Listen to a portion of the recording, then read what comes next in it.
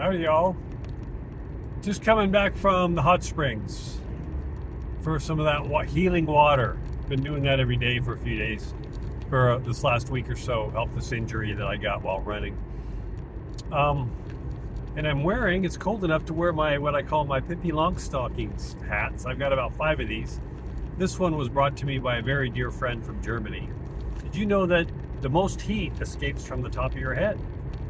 And having no hair or shaving my head, it's always good to keep it warm in the winter. So this thought came to mind as I'm contemplating driving from the hot springs.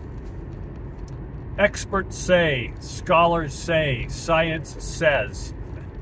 These are always the headlines or the things you'll see in magazines and the mainstream news and the headlines. Experts say, eggs are bad for you. Science says, global warming is going to melt all the ice caps by 2021. Scholars say, you get the idea. So, have you ever asked yourself the question, who are these scholars? Who are the ones citing the science? And who are these experts? Well, that's what people like me do. Years ago I did this. You start researching on who this is. I'm generalizing here. There's sometimes good experts who really know what they're talking about. But the news propaganda uses these crutches a lot for people that don't question at all, people who just blindly follow. So experts say, so you go in and you'll start looking down, okay, what does this expert say? Who is this expert? And you'll start finding out that they may be so-called experts in their field, but they have an agenda they're pushing. And usually everything behind it is not right, and it's to push an agenda. It's like a lot of science is paid for. That is known. It's the elephant in the room. People don't talk about that, but there's a lot of companies, pharmaceutical companies, that have been caught red-handed. There's studies are out there, you can look it up, that pay scientists to get the study that they want. It's done. It's been done for decades. So I always say, do the research, find out what's going on. You are the most important. Maybe, a lot of people don't have time, but I've always made it a priority because now is the time. I see this all the time. Question everything.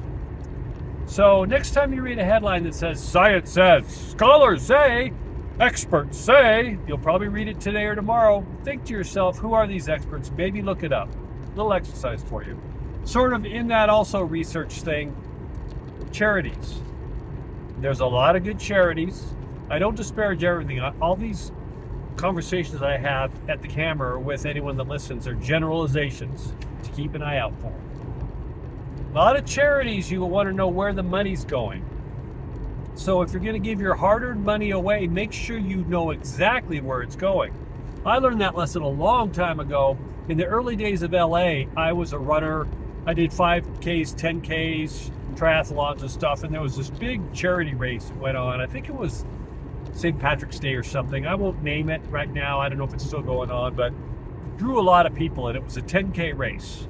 And it was for charity and all that. And I had a friend that actually friend of a friend who actually volunteered for that organization. And I asked if I could see if he could, it was on the sly, he wasn't supposed to give it to me, but the books, or the breakdown of where the money goes. And I was shocked to find out that this thing had been running about 15 years at the time, that less than 50% of the money raised for charity went to the actual charity. The rest was for administration and stuff. So this is what happens with a lot of charities. They start out with a great idea, and then they get overbloated, and they lose sight of what they were for, and they become almost for-profit organizations.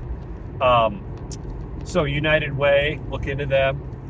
Big one, Susan G. Komen Foundation. Everybody gets their pink shirts on and charity and go around on all their little communities.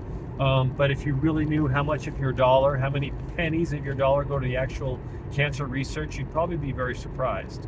When you're in a grocery store and you put your card in and something pops up, whatever the flavor of the month is, will you donate $1 to Ukraine? Will you donate $1 to X, Y, or Z? Do you know exactly if that whole dollar is getting donated to that cause? Do you?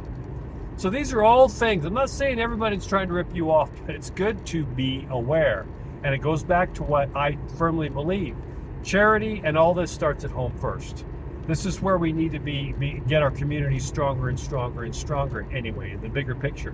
So if you feel like giving money away, give it to somebody who obviously needs it in the street, homeless people. Give it for some food, buy them food or something. I do that all the time. Or give it to one of your local charities in your hometown. There's a lot of organizations like Rotary that have been around forever that do a lot of this, that the money's going to go to a good organization, to a good cause, or, most religious organizations. You get the point, especially now.